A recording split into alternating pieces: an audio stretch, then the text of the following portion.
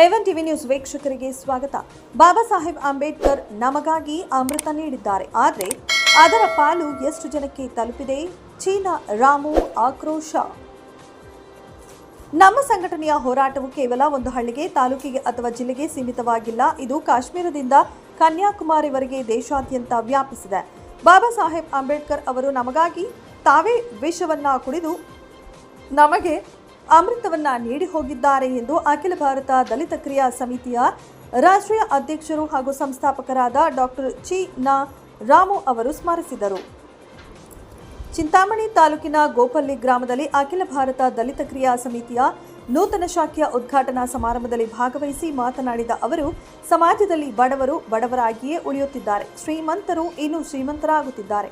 ನಮ್ಮ ಸಮುದಾಯದಲ್ಲಿ IAS, IPS, doctors, engineers, ಶಾಸಕರು, ಸಂಸದರು ಹಾಗೂ ಸಚಿವರಾಗಿ ಮೀಸಲಾತಿಯ ಸೌಲಭ್ಯಗಳನ್ನು ಪಡೆದು ಆರ್ಥಿಕವಾಗಿ ಸಬಲರಾದವರು. ಇನ್ನುಳಿದ ತಮ್ಮ ಬಡ ಬಾಂಧವರಿಗೆ ಈ ಸೌಲಭ್ಯಗಳನ್ನು ಬಿಟ್ಟುಕೊಟ್ಟು ಅವರ ಏಳಿಗೆಗೆ ಶ್ರಮಿಸಬೇಕಾಗಿದೆ. ಈ ಮೂಲಕ ನಿಜವಾದ ಬಡವರಿಗೆ ಮೀಸಲಾತಿ ತಲುಪುವಂತಾಗಬೇಕು. ನಮ್ಮ ಹೋರಾಟವು ಶ್ರೀಮಂತ ವರ್ಗದ ವಿರುದ್ಧ ಅಲ್ಲ, ಬದಲಿಗೆ ಪರಿಶಿಷ್ಟ ಜಾತಿ ವರ್ಗಗಳಲ್ಲಿ ಈಗಾಗಲೇ ಸಬಲರಾಗಿರುವವರು ತಮ್ಮ ಬಡ ಅಣ್ಣ ತಮ್ಮಂದಿರನ್ನ ಕೈ ಹಿಡಿಯಬೇಕೆಂಬುದು ನಮ್ಮ ಉದ್ದೇಶವಾಗಿದೆ ಎಂದು ಪ್ರತಿಪಾದಿಸಿದರು. ತಮ್ಮ ಭಾಷಣದಲ್ಲಿ ಅವರು ಸಂಘಟನೆಯು ಯಾವುದೇ ರಾಜಕೀಯ ಪಕ್ಷದ ವಿರೋಧಿಯಾಗಿಲ್ಲ ಅಥವಾ ಯಾವುದೇ ವೈಯಕ್ತಿಕ ಹಿತಾಸಕ್ತಿಗಳನ್ನು ಇಟ್ಟುಕೊಂಡು ಕಾರ್ಯನಿರ್ವಹಿಸುತ್ತಿಲ್ಲ ಎಂದು ಸ್ಪಷ್ಟಪಡಿಸಿದರು. ಸಾರ್ವಜನಿಕರು ತಮಗೆ ಇಷ್ಟ ಬಂದ ರಾಜಕೀಯ ಪಕ್ಷಗಳಿಗೆ ಬೆಂಬಲ ನೀಡಲು ಸ್ವಾತಂತ್ರ್ಯರಾಗಿದ್ದಾರೆ ಎಂದು ತಿಳಿಸಿದ ಅವರು, ಬಾಬಾ ಸಾಹೇಬ್ ಅಂಬೇಡ್ಕರ್ ಅವರು ಸಂವಿಧಾನದ ಮೂಲಕ ನೀಡಿರುವ ಸೌಲಭ್ಯಗಳು ಮತ್ತು ಹಕ್ಕುಗಳು ಸಮಾಜದ ಕಟ್ಟಕಡೆಯ ವ್ಯಕ್ತಿಗೂ ತಲುಪಬೇಕು ಎಂದರು. ಕೂಲಿ ಕಾರ್ಮಿಕರು, ಜೀತದಾಳುಗಳು ಹಾಗೂ ದಿನದ ಒಂದು ಹೊತ್ತಿನ ಊಟಕ್ಕೂ ಕಷ್ಟಪಡುವ ಬಡವರ ಪರವಾಗಿ ನಮ್ಮ ಹೋರಾಟ ನಿರಂತರವಾಗಿರಬೇಕು ಎಂದು ಅವರು ಕರೆ ನೀಡಿದರು. ಸಮಿತಿಯ ರಾಷ್ಟ್ರೀಯ ಸಂಚಾಲಕರಾದ ಭೈರವಿ ಅಮ್ಮ ಅವರು ಮಾತನಾಡಿ, ಭಗವಂತನು ಮನುಷ್ಯರಲ್ಲಿ ಜಾತಿಯನ್ನ ನೋಡುವುದಿಲ್ಲ, ಕೇವಲ ನೀತಿ ಮತ್ತು ಪ್ರಾಮಾಣಿಕತೆಯನ್ನ ಮಾತ್ರ ನೋಡುತ್ತಾನೆ.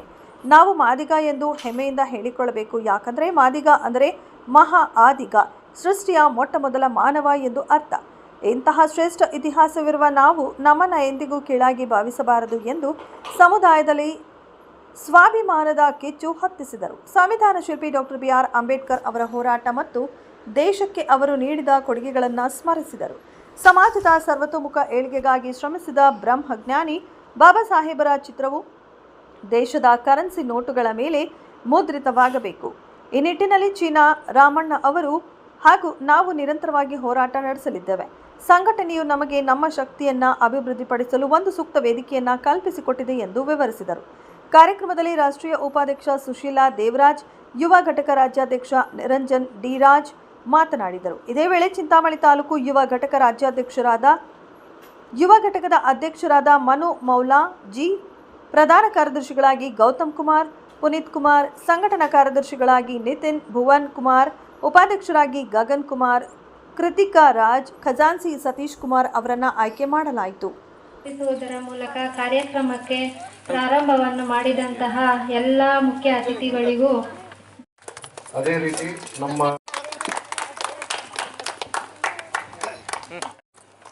ಅದೇ ರೀತಿಯಾಗಿ ನಮ್ಮ ಮಹಿಳೆ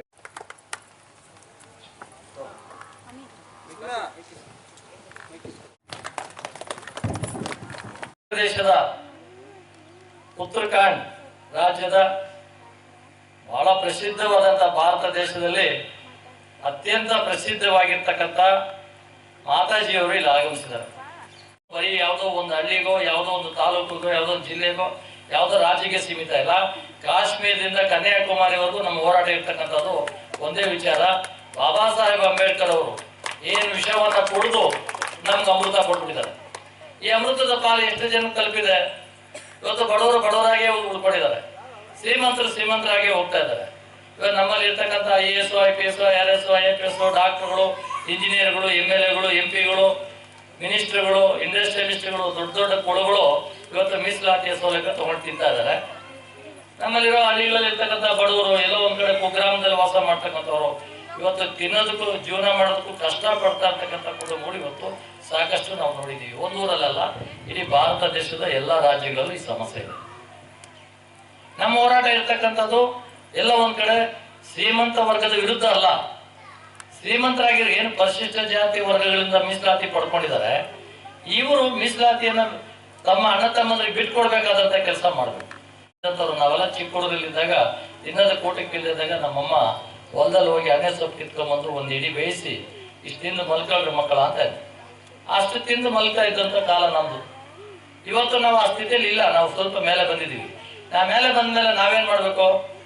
ನಮ್ಮ ಮಕ್ಕಳಿಗೆ ಮೀಸಲಾತಿಯಿಂದ ದೂರ ಇಡಬೇಕು. ಆ ಮೀಸಲಾತಿ ಯಾರಿಗೆ ಹೋಗ್ಬೇಕು? ಕಟ್ಟ ಕಡೆಯ ಬಡವನಿಗೆ ಹೋಗ್ಬೇಕು. ಆ ಕಟ್ಟ ಕಡೆಯ ಬಡವನು ಇವತ್ತು ಮೀಸಲಾತಿ ತಿನ್ನೋದು ಕಷ್ಟ ಆಗ್ತಾ ಇದೆ, ಶ್ರೀಮಂತ ವರ್ಗನೇ ತಿಂತಾ ಇದೆ. ಈ ವಿಚಾರಗಳನ್ನ ತಿಳ್ಕೊಂಡಂತ ಮಾತಾಜಿಯವರು, ಇಲ್ಲ ನಿಮ್ಮ ಹೋರಾಟ ನಾನು ಎಲ್ಲ ಕಡೆ ನೋಡ್ತಾ ಇದ್ದೀನಿ, ಎಲ್ಲ ರಾಜ್ಯಗಳಲ್ಲಿ. ಇವತ್ತು ಹರಿದ್ವಾರದಲ್ಲಿ ನಮ್ಮ ಸಂಘಟನೆ ಸಾವಿರಾರು ಲಕ್ಷಕ್ಕೂ ಮೇಲೆ ಹೆಚ್ಚಿನ ಸಂಖ್ಯೆಯಲ್ಲಿ ಇದ್ದಾರೆ. ಇವತ್ತೆಲ್ಲ ಕಡೆ ನಮ್ಮ ಸಂಘಟನೆ ಕೆಲಸ ಮಾಡ್ತಾ ಇರ್ತಕ್ಕಂಥದ್ದು ಸೋಷಿಯಲ್ ಮೀಡಿಯಾ, ಟಿವಿ ಚಾನೆಲ್ಗಳು, ನಾರ್ತ್ ಇಂಡಿಯಾ ಟಿವಿಗಳಲ್ಲಿ ಮಾತುಕತೆ ಆಡಿ ನಾನು ಅಖಿಲ ಭಾರತ ದಲಿತ ಸಂಸ್ಥೆಯಲ್ಲಿ ನಾನ್ಯಾಕೆ ಭಾಗಿಯಾಗಬಾರ್ದು, ಬಡವರ ಸೇವೆ ಮಾಡಬೇಕು, ಅವ್ರಿಗಾಗಿ ನಾನು ನಿರಂತರವಾಗಿ ಕೆಲಸ ಮಾಡ್ತೇನೆ ಅಂತಕ್ಕಂಥ ಆಶ್ವಾಸನೆ ಮಾತನ್ನು ಕೊಟ್ಟು ಈ ಸಂಘಟನೆಗೆ ಆಶೀರ್ವಾದ ಮಾಡಿದ್ದಾರೆ. ಇವತ್ತು ಈ ಹಳ್ಳಿ ಎಲ್ಲಿದೆ? ಇವತ್ತು ಉತ್ತರ ಕನ್ನಡ ಹರಿದ್ವಾರ ಎಲ್ಲಿದೆ? ಹರಿದ್ವಾರ ಅಂತಂದ್ರೆ ಬಹಳ ಪ್ರಖ್ಯಾತವಾದಂಥ ಒಂದು ರಾಜ್ಯ ಮತ್ತು ಒಂದು ದೈವ ಭೂಮಿ. ನಾವು ದೈವ ಭೂಮಿ ಅಂತ ಕರಿತೀವಿ. ಅಲ್ಲಿಂದ ಇಲ್ಲಿಗೆ ಬಂದಿದ್ದಾರೆ. ಮತ್ತೆ ಇಲ್ಲಿ ಒಂದೇ ಎಲ್ಲ ನಮ್ಮ ಅಪ್ಪಾಜಿ ಸ್ವಾಮೀಜಿಯವರು ಬಂದಿದ್ದಾರೆ. ಅವರು ಪಾಂಡವಪುರ ಮಂಡ್ಯ ಜಿಲ್ಲೆ ಅಲ್ಲಿ ಒಂದು ದೊಡ್ಡ ಆಶ್ರಮ ಮಾಡಿದ್ದಾರೆ. ದೊಡ್ಡ ಆಶ್ರಮ, ಸಾವಿರಾರು ಹಸುಗಳನ್ನ ಸಾಕೋದ್ರ ಮುಖಾಂತರ ಬಡವರ ಸೇವೆ ಮಾಡೋದು. ಎಷ್ಟೋ ಜನ ನೊಂದಂತವರು ಜೀವ ಕಳ್ಕೊಳ್ಬೇಕು ಅಂತ ಅಲ್ಲಿ ಹೋಗ್ತಾರೆ. ಜೀವ ಕಳ್ಕೊಬೇಕಂದ್ರೆ ಅರ್ಥ ಏನಂದ್ರೆ ನಮ್ಮ ಬದುಕು ಸಾಕಪ್ಪ ಅಂತ ಅವ್ರಿಗೆ ಜೀವನವನ್ನ ಏನಂತ ತೋರಿಸಿ ಕಳಿಸ್ತಕ್ಕಂಥ ಸ್ವಾಮೀಜಿಗಳು ಮತ್ತೊಂದು ಸ್ವಾಮೀಜಿಗಳು ಬಂದಿದ್ದಾರೆ. ಮಾತಾಜಿ ಪಕ್ಷದ ವಿರೋಧ ಅಲ್ಲ, ಯಾವುದೇ ವ್ಯಕ್ತಿಗತ ವಿಚಾರಗಳನ್ನ ಇಟ್ಕೊಂಡು ನಾವು ಸಂಘಟನೆ ಮಾಡಿಲ್ಲ. ನಿಮ್ಗೆ ಇಷ್ಟ ಬಂದ ರಾಜಕೀಯ ಪಕ್ಷಕ್ಕೆ ನೀವು ಬೆಂಬಲ ಕೊಟ್ಕೊಳ್ಳಿ, ನಾವು ಬೇಡನಲ್ಲ. ಆದ್ರೆ ಒಂದು ಮಾತ್ರ ನೆನ್ಪಿಟ್ಕೋಬೇಕು, ಆ ಬಾಬಾ ಸಾಹೇಬ್ ಅಂಬೇಡ್ಕರ್ ಕೊಟ್ಟಿರ್ತಕ್ಕಂಥ ಸೌಲಭ್ಯಗಳು, ಅವ್ರು ಕೊಟ್ಟಿರ್ತಕ್ಕಂಥ ಅಮೃತ ಕಟ್ಟ ಕಡೆಯ ಕೂಲಿ ಮಾಡೋನು, ಜೀತ ಮಾಡೋನು, ಒಬ್ಬ ಊಟಕ್ಕಿಲ್ದವ್ರಿಗೂ ತಲುಪೋವರೆಗೂ ನಮ್ಮ ಹೋರಾಟ ನಡೆಸಬೇಕಾಗ್ತದೆ. ಇದು ಒಂದು ಹಳ್ಳಿಯಿಂದ ನಡಿಬೇಕಾದಂಥ ಕಾರ್ಯ ಅಲ್ಲ. ಇದು ಭಾರತದ ಕಾಶ್ಮೀರದಿಂದ ಕನ್ಯಾಕುಮಾರಿವರೆಗೂ ಎಲ್ಲ ರಾಜ್ಯಗಳಲ್ಲೂ ಈ ಒಂದು ಹೋರಾಟ ನಡೀತಾ ಇದೆ. ಇವತ್ತು ಉತ್ತರ ಪ್ರದೇಶದಲ್ಲಿ ಉತ್ತರ ಭಾರತದಲ್ಲಿ ಕೇಸಿಂದ ಸುಪ್ರೀಂ ಕೋರ್ಟಲ್ಲಿ ಈ ಕೇಸ್ ಹಾಕಿದ್ದೀವಿ. ಮೀಸಲಾತಿಯನ್ನು ತಿಂದವರೇ ಪದೇ ಪದೇ ತಿಂತಾ ಇದ್ದೀರಾ, ಬಿಟ್ಕೊಡಿ ನೀವು. ಮತ್ತೆ ನೀವು IAS IPS ಆದ್ಮೇಲೆ ನಿಮ್ಮ ಮಕ್ಕಳಿಗೆ ಯಾಕೆ ಮತ್ತೆ ಮೀಸಲಾತಿ? ಆ ಮೀಸಲಾತಿ ಯಾರಿಗೆ ಹೋಗ್ಬೇಕು? ಬಡವ್ರ ಮನೆಗೆ ಹೋಗ್ಬೇಕು, ಬಡವ್ರ ಮಕ್ಕಳು ಸಿಗ್ಬೇಕು. ಆ ಬಡವ್ರು ನೋಡಿ, ನನ್ನ ತಂಗಿ ಇಲ್ಲಿದ್ದಾಳೆ, ನನ್ನ ಪಕ್ಕದಲ್ಲಿ ಸೊಸೆ, ನಿಮ್ಮೂರಿನ ಹೆಣ್ಮಗಳು ಸ್ವಾತಿ ಮಿನಿಸ್ಟ್ರು ಆಗಿದ್ದ. ಹಾಗಾಗಿ ಅವ್ರಿಗೆ ಅವಕಾಶನ ಎಲ್ಲದೊಂದು ಪಾಸ್ ಮಾಡಿಸಿ ಇವತ್ತು IRS ಇನ್ಕಮ್ ಟ್ಯಾಕ್ಸ್ ಕಮಿಷನರ್ ಆಗಿ ಬರ್ತಾ ಇದ್ದಾನೆ. ಅವ್ರ ಮಗಳು KJP MLA ಆಗ್ಬಿಟ್ಟು ಸಿಲ್ಗೇಟ್ taluk H Muniyappa. ಸಿಲ್ಗೇಟ್ ತಾಲೂಕವ್ರಿಗೆ KJP MLA ಯಾಕೆ ಅವಕಾಶ ಕೊಡಬೇಕು? ಆಗಕ್ಕೆ ಅವಕಾಶ ಕೊಡಬಾರ್ದು, ಜನರಲ್ಗೆ ಹೋಗ್ಬೇಕು. ಆದರೂ ಅವ್ರ ಅಪ್ಪ ಮಿನಿಸ್ಟ್ರಿ ಇದ್ರಿಂದ MP ಇದ್ರಿಂದ ಆದ್ರು. ಇಲ್ಲೇ ಪಕ್ಕದಲ್ಲಿ ಕಂಬಾಲ್ಪಲ್ಲಿ ಇದೆ, ಜೀವಂತ ಸುತ್ತಾಕ್ಬಿಟ್ರು 8 ಜನನ. ಅದಕ್ಕೆ ಯಾರು ಕಾರಣ ಅಲ್ಲದೆ ಇರ್ಬೋದು, ರಾಜಕಾರಣಿಗಳು, MLAಗಳು MP ಗಳು. ಆದ್ರೆ ಸ್ಥಳಕ್ಕೆ ಯಾರು ಹೋಗಲ್ಲ, H ಮುನಿಯಪ್ಪನೂ ಹೋಗಲ್ಲ. ಅಲ್ಲಿ ಹೋದ್ರೆ ಎಲ್ಲಿ ಓಟ್ ಹಾಕಲ್ಲ ಅಂತ ಬೈಕ್ ಎದ್ರಿಕೊಂಡು ಹೋಗ್ಲಿಲ್ಲ. ಕೊನೆಗೆ ಸೋನಿಯಾ ಗಾಂಧಿ ಡೆಲ್ಲಿಯಿಂದ ಬರ್ತಾರೆ. ನಮ್ಮ ಮಲ್ಲಿಕಾರ್ಜುನ್ ಖರ್ಗೆ ಹೋಮ್ ಮಿನಿಸ್ಟರ್ ಆಗಿದ್ರು. ಹೋಮ್ ಮಿನಿಸ್ಟರ್ ಆಗಿದ್ದರು ಆ ಸ್ಥಳಕ್ಕೆ ಹೋಗಲ್ಲ. ಆ ಬಡವರು ಸಾಕ್ತಿದ್ದಾರಪ್ಪ, ಅವ್ರ ಕುಟುಂಬಕ್ಕೆ ಏನಾದ್ರು ಹೋಗಿ ಸಾಂತ್ವನ ಹೇಳಬೇಕು, ರಕ್ಷಣೆ ಮಾಡಬೇಕು. ಅವ್ರ ಕುಟುಂಬಕ್ಕೆ ಏನಾದ್ರು ಒಂದು ಸರ್ಕಾರಿ ಯೋಜನೆಗಳು ಕಲಿಸ್ಬೇಕು, ಮನೆ ಕಟ್ಕೊಡ್ಬೇಕು, ಅವ್ರಿಗೆ ಎಲ್ಲ ರೀತಿಯ ರಕ್ಷಣೆ ಮಾಡ್ಬೇಕು ಅನ್ನೋ ಚಿಂತೆ ಇವರಿಬ್ರು ಮೀಸಲು ಕ್ಷೇತ್ರದಲ್ಲಿ ಗೆದ್ದು ಬಂದಂತವ್ರೆ. ಖರ್ಗೆ, ಮಲ್ಲಿಕಾರ್ಜುನ್ ಖರ್ಗೆ, H ಮುನಿಯಪ್ಪ ಇವರಿಬ್ರು ಕೆಲಸ ಮಾಡಿಲ್ಲ. ಸೋನಿಯಾ ಗಾಂಧಿ ಡೆಲ್ಲಿಯಿಂದ ಬರ್ತಾರೆ. ಡೆಲ್ಲಿಯಿಂದ ಬಂದು ಅವ್ರು ಸರಿಗಿಡ್ಕೊಂಡು ಇವರಿಬ್ರು ಹೋಗ್ತಾರೆ. ಬಾಬಾ ಸಾಹೇಬ್ರ ಮೀಸಲಾತಿ ಯಾಕೆ ಕೊಟ್ಟಿದ್ದು? ಎಲ್ಲ ಕೊನೆಯ ಸಾಲಲ್ಲಿ ಕೂತಿರ್ತಕ್ಕಂಥವ್ರಿಗೂ ಒಂದು ಅವಕಾಶ ಸಿಗಬೇಕು. ಇವತ್ತು ಬಡವರ ಪರವಾಗಿ ಎಲ್ಲೋ ಒಂದು ಹಳ್ಳಿನಲ್ಲಿ ಇವತ್ತು ಅಖಿಲ ಭಾರತ ದಲಿತ ಸಮಿತಿಯಲ್ಲಿ ಒಂದು ಶಕ್ತಿ ಪ್ರಾರಂಭ ಆಗಿದೆ. ನಮ್ಮ ಯುವಕರು ನೋಡ್ತಾ ಇದ್ದಾರೆ, ಬಹಳ ಉತ್ಸಾಹದಲ್ಲಿ ತಮಟೆಗಳನ್ನ ಸೌಂಡ್ ಮಾಡಿಕೊಂಡು ಬಹಳ ಉತ್ಸಾಹದಿಂದ ಡ್ಯಾನ್ಸ್ ಮಾಡಿಕೊಂಡು ಮುಖ್ಯಮಂತ್ರಿ ಆಗ್ತಾರಂತ ಹೇಳಿದ್ರು. ಮುಖ್ಯಮಂತ್ರಿ ಆದ್ಮೇಲೆ ಒಂದು ಮಾತು ಹೇಳಿದ್ರು. ಅವರು 5 ಗಂಟೆ 5 ನಿಮಿಷಕ್ಕೆ ಪ್ರಮಾಣ ವಚನ ಸ್ವೀಕರಿಸ್ತದೆ. ಅದು ತುಲಾರಾಶಿಯಾಗಿದ್ದರಿಂದ ತಕ್ಕಡಿ ಇದ್ದಂಗೆ ಇರ್ತದೆ. ಅವರ ಮುಖ್ಯಮಂತ್ರಿ ಸ್ಥಾನ ಯಾವಾಗ ಏನಾಗ್ತದೋ ಗೊತ್ತಿಲ್ಲ ಅಂತಕ್ಕಂಥ ಒಂದು ಆಶೀರ್ವಾದನೂ ಮಾಡಿದ್ದಾರೆ. ಯಾಕಂದ್ರೆ ಅದು ಇರೋ ಸತ್ಯನೇ, ಬರೀ ಯಾರಿಗೂ ಮುಲಾಜಿಲ್ಲ. ಇರೋ ಸತ್ಯ ಏನಿದೆ ಅದನ್ನು ಹೇಳ್ತಾ ಇರ್ತಾರೆ. ಮಾತಾಜಿ ಸಾಧಾರಣ ನಾನಿವೆಲ್ಲ ಮಾತಾಜಿಗೆ ಅನ್ಸಿರ್ಬೋದು, ಇವೆಲ್ಲ ಹೆಂಗ್ ಗಮನಿಸ್ತಾರೆ ನಮ್ಮ ರಾಮು ಅಂತ ನನ್ಗೆ ಗಮನಿಸ್ಬಿಟ್ಟಿದೆ. ಮಾತಾಜಿ ಎಲ್ಲೆಲ್ಲಿ ಹೋಗ್ತಾರೆ ಹೆಜ್ಜೆ ಗಮನಿಸ್ತಾರೆ. ಚಿಕ್ಕಬಳ್ಳಾಪುರ ಜಿಲ್ಲೆ ಮುರುಗಮಲ್ಲ ಹೋಬಳಿ ಗೋಪಳ್ಳಿ ಗ್ರಾಮದಲ್ಲಿ ಅಖಿಲ ಭಾರತ ಕ್ರಿಯಾ ಸಮಿತಿಯ ಒಂದು ಉದ್ಘಾಟನಾ ಸಮಾರಂಭವನ್ನು ಈ ಊರಲ್ಲಿ ನಡೆಸಬೇಕು ಅಂತ ಹೇಳಿ ನಮ್ಮ ಯುವಕರಾದಂಥ ಈ ಗ್ರಾಮಸ್ಥರೆಲ್ಲ ಕೇಳಿದರು. ಆ ಒಂದು ಸಲುವಾಗಿ ನಾನು ಅಖಿಲ ಭಾರತ ರಾಷ್ಟ್ರೀಯ ಅಧ್ಯಕ್ಷರನ್ನು ಕೇಳಿ ಅವರ ಬೇಡಿಕೆ ಮೇರೆಗೆ ಈ ಒಂದು ಸಮಾರಂಭನ ನಾವು ಇಲ್ಲಿ ಪ್ರಾರಂಭ ಮಾಡ್ತಾ ಇದ್ದೇವೆ. ತಮಗೆಲ್ಲ ಗೊತ್ತಿರುವಂಥ ವಿಷಯ, ಗೊತ್ತಿಲ್ಲದೇ ಇರುವಂಥ ವಿಷಯ, ನಾನು 1975ರಲ್ಲಿ ಇದೇ ಗೋಪಳ್ಳಿ ಗ್ರಾಮಕ್ಕೆ ನಾನು ಪ್ರಥಮವಾಗಿ ಒಬ್ಬರ ನೆಂಟರ ಮದುವೆಗೆ ಬಂದಿದ್ದೆ. ನಾವು ಮೂಲತಃ ಬೆಂಗಳೂರಿನವರು, ಆದರೂ ನಮಗೆ ಈ ಏರಿಯಾ ಪರಿಚಯ ಅಷ್ಟಿರಲಿಲ್ಲ. ಮದುವೆಗೆ ಬಂದಾಗಿ 2 ವರ್ಷಕ್ಕೆ ನಾನು ನಂದಗಾಲಲ್ಲಿ ಸೊಸೆಯಾಗಿ ಬಂದೆ.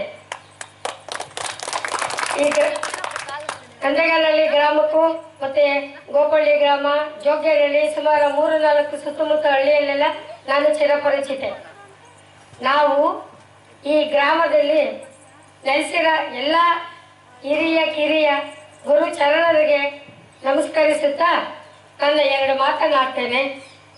ನಾವು ಈ ಕ್ರಿಯಾ ಸಮಿತಿ, ದಲಿತ ಕ್ರಿಯಾ ಸಮಿತಿನ ಈ ಶಾಖೆಯಲ್ಲಿ ಉದ್ಘಾಟನೆ ಮಾಡ್ತಾ ಇರೋದು ಯಾವುದೇ ವಿರೋಧ ಪಕ್ಷದ ವಿರೋಧಿಗಳಿಂದಲ್ಲ, ಯಾವುದೇ ಗ್ರಾಮದ ಜನಾಂಗದವರಾಗಲಿ ಧರ್ಮದವರ ವಿರುದ್ಧವಾಗಲಿ ನಾವು ಯಾವ ಒಂದು ಚಟುವಟಿಕೆಯನ್ನು ಮಾಡಲಿಕ್ಕೆ ನಾವು ಶಾಖೆ ಪ್ರಾರಂಭ ಮಾಡ್ತಾ ಇಲ್ಲ. ಎಲ್ಲ ಧರ್ಮದವರು, ಎಲ್ಲ ಜನಾಂಗದವರು, ಎಲ್ಲ ರಾಜಕೀಯ ಮಾಡ್ತಾ ಇಲ್ಲ. ಇಲ್ಲಿ ಎಲ್ಲ ರಾಷ್ಟ್ರೀಯ ಪಕ್ಷ ಯಾವುದೇ ಇರಲಿ, ಗೋಪಳ್ಳಿ ಗ್ರಾಮದ ಜನ ಎಲ್ಲ ಸೌಹಾರ್ದತೆಯಿಂದ ನಡೀಲಿ ಅನ್ನೋ ಒಂದು ಉದ್ದೇಶದಿಂದ ನಮ್ಮ ಯುವಕರ ಬೇಡಿಕೆ ಮೇರೆಗೆ ನಾವು ಇಲ್ಲಿ ಶಾಖೆಯನ್ನು ಉದ್ಘಾಟನೆ ಮಾಡ್ತಾ ಇದ್ದೀವಿ. ಇಲ್ಲಿ ಯುವಕರು ತುಂಬಾ ಜನ ಇದ್ದಾರೆ ನೋಡಿ. ನಮ್ಮ ಸ್ವಾತಿ ಎಷ್ಟು ಸಣ್ಣ ಹೆಣ್ಮಗಳಿಗೆ ನಮ್ಮ ಗೋಪಳ್ಳಿ ಗ್ರಾಮದಲ್ಲಿ ಮಾತಾಜಿಯವರು ಕಾಲಿಟ್ಟಿದ್ದಾರೆ ಅಂತ ಹೇಳಿದ್ರೆ ಈ ಗ್ರಾಮಕ್ಕೆ ಏನೋ ಒಂದು ಮುಂದಿನ ದಿನಗಳಲ್ಲಿ ತುಂಬಾ ಒಳ್ಳೆಯದಾದಂತ ಒಂದು ಅವಕಾಶ ಬಂದಿದೆ. ಬರೀ ಗ್ರಾಮಕ್ಕೆ ಅಲ್ಲ, ಈ ಗ್ರಾಮಕ್ಕೆ ಯಾರ್ಯಾರು ಇದ್ದಾರೆ ಈ ಗ್ರಾಮದಲ್ಲಿ ಇರ್ತಕ್ಕಂಥ ಜನಗಳು ಸೇರಿ ಯುವಕರಿಗೂ ಸೇರಿ ಈ ವೇದಿಕೆ ವಿಶೇಷವಾದ ದರ್ಶನ ಸಿಕ್ಕಿದೆಯಲ್ಲ, ನಿಮಗೆಲ್ಲ ಅದ್ಭುತವಾದಂತ ಅದೃಷ್ಟ ಅಂತಾನೆ ನಾನು ಇವತ್ತು ಹೇಳಬಲ್ಲೆ. ಅದೇ ರೀತಿ ಹೇಳಬಹುದು. ಯಾಕೆ ಅಂತ ಹೇಳಿದ್ರೆ ಈ ಸೋಷಿಯಲ್ ಮೀಡಿಯಾಗಳು ಬಂದ್ಬಿಟ್ಟು ಎಲ್ಲ ಈ ಯೂಟ್ಯೂಬ್ ರೀಲ್ಗಳು ಅದು ಇದೆಲ್ಲ ಮಾಡಿಕೊಂಡು ತುಂಬಾ ಬ್ಯುಸಿಯಾಗಿರ್ತಾರೆ, ಬೇರೆ ಬೇರೆ ವಿಚಾರಗಳಲ್ಲಿ ಅಳವಡಿಸ್ಕೊಂಡಿರ್ತಾರೆ. ಸ್ವಲ್ಪ ವಿದ್ಯೆ ಕಡೆ ಕಡಿಮೆ, ವಿದ್ಯೆ ಏನಿದ್ರು ಮೊಬೈಲ್ ಅಂತ ಕರೆಯುವಂಥ ವಿದ್ಯೆ. ಕೊರೋನಾ ಬಂದಮೇಲೆ ಎಲ್ಲ ಸಾಕಷ್ಟು ಜನ ಮೊಬೈಲ್ನಲ್ಲೇ ಓದೋಕ್ಕೆ ಶುರು ಮಾಡಿದ್ರು. ಸೊ ಆಗ ಕೆಲವೊಂದು ಮಾಹಿತಿಗಳು ಅವರಿಗೆ ಗೊತ್ತಿರಲ್ಲ, ಕೆಲವೊಂದು ತಿಳುವಳಿಕೆಗಳು ಇರಲ್ಲ. ಸೊ ಅದ್ರ ಬಗ್ಗೆ ಬಾಬಾ ಸಾಹೇಬ್ ಅಂಬೇಡ್ಕರ್ ಬಗ್ಗೆ ಅರಿವು ಮೂಡಿಸಿ, ಬಾಬಾ ಸಾಹೇಬರು ಅಂಬೇಡ್ಕರ್ ಅವ್ರ ಏನೇನು ತತ್ವಗಳ ಸಿದ್ಧಾಂತಗಳಿದೆ ಅದನ್ನೆಲ್ಲ ಯುವಕರ ಮುಖ, ಈಗೆಲ್ಲ ಇವ್ರನ್ನ ಜೆನ್ಸಿ ಅಂತ ಕರೆಯೋದು ನಾವು. ಜೆನ್ಸಿ ಯುವಕರಲ್ಲಿ ಬಾಬಾ ಸಾಹೇಬ್ ಅಂಬೇಡ್ಕರ್ ಬಗ್ಗೆ ಅರಿವು ಮೂಡಬೇಕು. ಇವರೆಲ್ಲ ಈಗ ಸೋಷಿಯಲ್ ಮೀಡಿಯಾದಲ್ಲಿ ಇದ್ದಾರೆ. ಈ ಸೋಷಿಯಲ್ ಮೀಡಿಯಾದಲ್ಲಿ ಇರೋರು ಏನ್ ಮಾಡ್ಬೇಕು ಅಂತ ಹೇಳಿದ್ರೆ ಬಾಬಾ ಸಾಹೇಬ್ ಬಗ್ಗೆ ಪ್ರಚಾರ ಮಾಡಬೇಕು ಅಂತ ಹೇಳಿದ್ರೆ ಮೊಬೈಲ್ನಲ್ಲಿ ಇರಬೇಕು. ಮೊಬೈಲ್ನಲ್ಲಿ ಯಾರಿರೋದು ಜಾಸ್ತಿ, ಇವರಿರೋದು ಜಾಸ್ತಿ.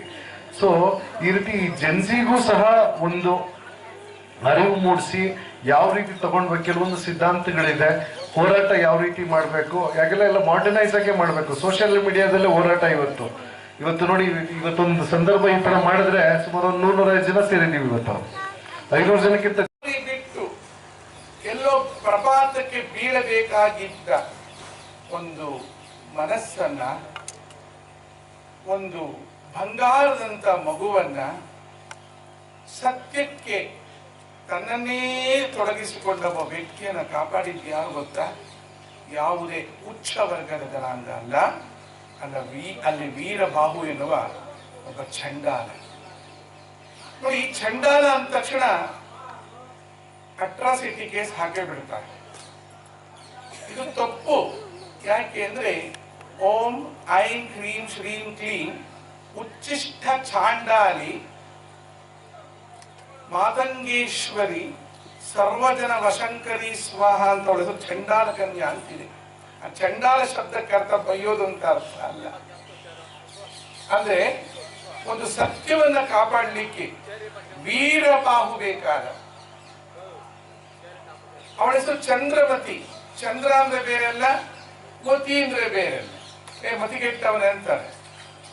ಮತಿಗೆ ಅಭಿಮಾನಿ ದೇವತೆ ಯಾರು? ಚಂದ್ರ. ಅಂತಹ ಚಂದ್ರಮತಿಯನ್ನ ಪೋಷಣೆ ಮಾಡಿದ. ಲೋಹಿತಾಶ್ವ ಅವನ ಹೆಸರು. ಲೋಹಿತಾಶ್ವ ಅಂತ ಹೇಳಿದ್ರೆ ಬಂಗಾರದ ಕುದುರೆ ಅಂತವ ಅಂತ ಓಟ ಶಕ್ತಿಯನ್ನ ತನ್ನ ಕೈಯಲ್ಲಿ ಹಿಡಿತು. ಹಾಗಾಗಿ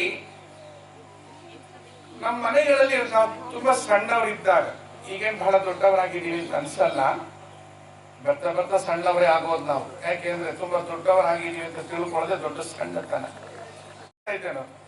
ಮಾದಿ ಮುಂಡೆ ಮಗನೆ, ಹೊಲಿಯ ಏನೋ ಮಾದಿಗ.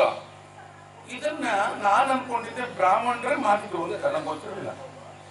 ಈಗ ಗೊತ್ತಾಯ್ತು ನಮ್ಮಿಂದ ಹೊರತಾಗ ಒಂದು ಜಾತಿ ಇದೆ ಅಂತ ನೀವು ಘೋಷಿಸ್ಕೊತಾ ಇದ್ದೀರಾ.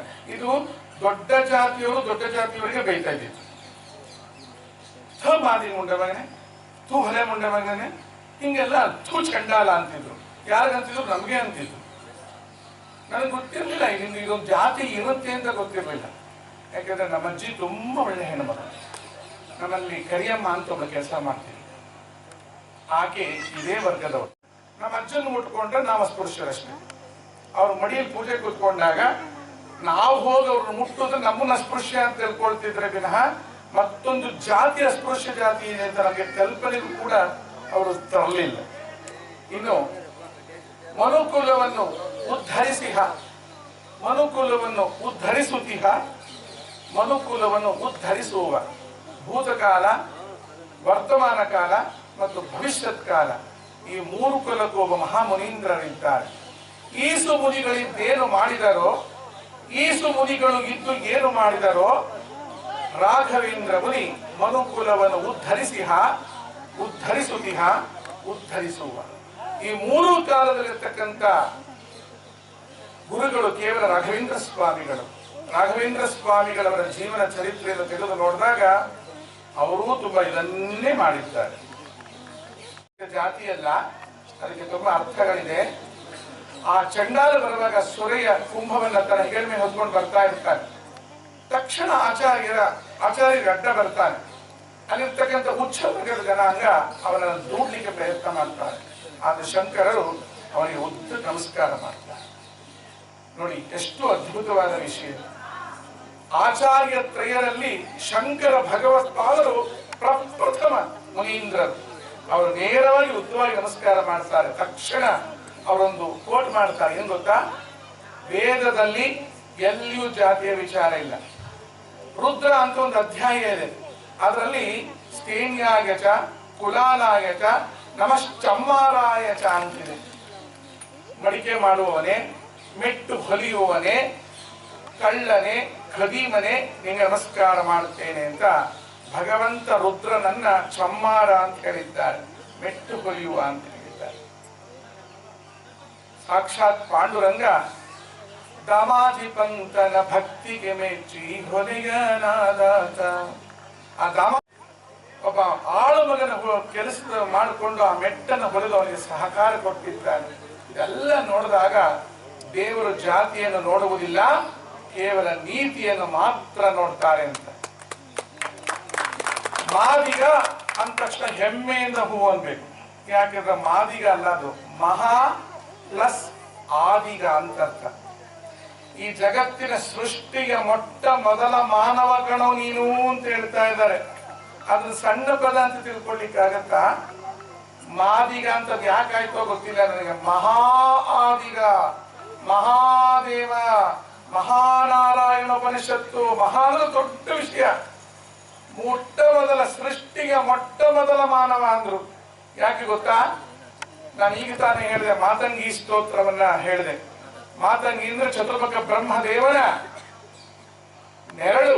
ಸಾಕು, ಯಾರಿಗೆ ಬೇಡ ಹೇಳಿ? ಬ್ರಾಹ್ಮಣರಿಗೂ ಬೇಕು, ಕ್ಷತ್ರಿಯರಿಗೂ ಬೇಕು, ವೈಶ್ಯರಿಗೂ ಬೇಕು, ಎಲ್ಲ ವರ್ಗದವರಿಗೂ ಬೇಕು. ಅದರ ಮೂಲ ಪುರುಷರು ಯಾರು?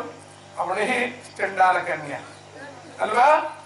ಮಹಾ ಆದಿಗ ಅಂದ್ರೆ ಸೃಷ್ಟಿಯ ಮೊಟ್ಟ ಮೊದಲ ಆದಿಯನ್ನು ಕೊಟ್ಟಂತ ಆ ಮಾತಂಗಿಯ ಸಂತಾನ ನಾವು ಅಂತ ಹೇಳೋದಷ್ಟೇ.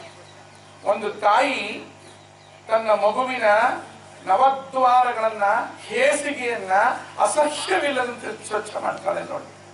ಅವಳಿಗೆಲ್ಲಾದ್ರೂ ಬೇಜಾರಾಗಿದ್ಯಾ? ನಿಮಗೆ ಗೊತ್ತಿರಬಹುದು ಎಷ್ಟು ಕ್ಲೀನ್ ಮಾಡಿದ್ದ. ಎತ್ತು ಎತ್ತು ಎತ್ತು ಅಂತ ಎತ್ತಿನಂಗೆ ಬಿತ್ಕೊಂಡು ಕೂತ್ಕೊಂಡ್ರೆ ಆಗ್ತದೇನ್ರಿ? ಎತ್ತಿದರಿ ಮಹಾತ್ಮ ಅಂತ ಎತ್ತಿದವನ್ನ ಏನೋ ದೇವ್ರದಯ ಒಂದಿಷ್ಟು ಯಾರಿದ್ರೋ ಗೊತ್ತಿಲ್ಲ, ಕಡೆಗೆ ಒಂದು ಸಂವಿಧಾನದ ನಿರ್ಮಾತೃ ಅಂತಲಾರೋ ಅವನಿಗೊಂದು ಗೌರವ ಕೊಟ್ರು. ಪಾಪ ಎಷ್ಟು ಹೋರಾಟ ಆತಂದು, ಬ್ರಹ್ಮಜ್ಞಾನಿ ಕೆಡ್ರಿ ಆತ. ಅಂತಹ ಮನುಷ್ಯನ ಮುಖ ಇವತ್ತು ನಿಮ್ ಪೇಪರ್ ನೋಟಲ್ಲಿ ಇರಬೇಕಾಗಿತ್ತು. ಯಾರ ಇದ್ದಾರೆ ಬಿಡಿ, ಇಟ್ಕೊಳ್ಳಿ. ಅದು ಒಂದು ಕಾಲ ಬರಬೇಕು, ಬರಲೇಬೇಕು. ಅದಕ್ಕೆ ಹೋರಾಟ ಮಾಡಬೇಕು. ಚಾತುರ್ ವರ್ಣಗಳನ್ನು ಒಂದೆಡೆ ಕೂಡಿಸಿ ನಮ್ಮನ್ನೆಲ್ಲ ಉದ್ಧಾರ ಮಾಡಿದ ಬಾಬಾ ಸಾಹೇಬರಿಗೆ ನಾವು ಒಂದೇ ಹೇಳೋದು, ನಿಮಗೆ ಚಲಾವಣೆ ಬೇಕು. ಏನ್ ಹೇಳಿ? ಚಲಾವಣೆ ಯಾವ್ದಕ್ಕಾಗುತ್ತೆ? ಎಲ್ಲಿ ತನಕ ನಿಮ್ಮ ಕೂಗು ಆಕಾಶಕ್ಕೆ ಏರ್ಬೇಕು ಅಂದ್ರೆ ಆಯಪ್ಪನ್ ಫೋಟೋ ಆ ನೋಟಲ್ಲಿ ಮುದ್ರಣ ಆಗೋ ತನಕ ನೀವು ಬಿಡಬಾರ್ದು. ಆಮೇಲೆ ನಿಮ್ಗೆ ಅಂಬೇಡ್ಕರ್ ಬೇಕೋ ಬೇಡವಾ ಚಲಾವಣೆ ಆಗ್ತಾನೆ ಇರ್ತಾರೆ. ಅದನ್ನ ಸೀತಾರಾಮಣ್ಣವರು ಮಾಡೇ ಮಾಡ್ತಾರೆ, ನಾನು ಮಾಡ್ತೇನೆ. ಯಾಕೆಂದ್ರೆ ಅವರಿಗೆ ಧ್ವನಿ ಇದೆ, ನನಗೆ ಪ್ರತಿಧ್ವನಿ ಇದೆ. ಅವರಿಗೆ ಶಕ್ತಿ ಇದೆ, ನನಗೆ ಮಹಾಶಕ್ತಿ ಇದೆ. ಈ ಶಕ್ತಿಯನ್ನ ಅಭಿವ್ಯಕ್ತ ಮಾಡಲಿಕ್ಕೆ ಒಂದು ಇದು ವೇದಿಕೆಯನ್ನ ನಿರ್ಮಾಣ ಮಾಡಿಕೊಟ್ಟಂತಹ ಚೀನಾರಾಮ್ ಅವರಿಗೆ ಆಯುಷು ಆರೋಗ್ಯ ಭಾಗ್ಯ ಅನಂತವಾದನ್ನ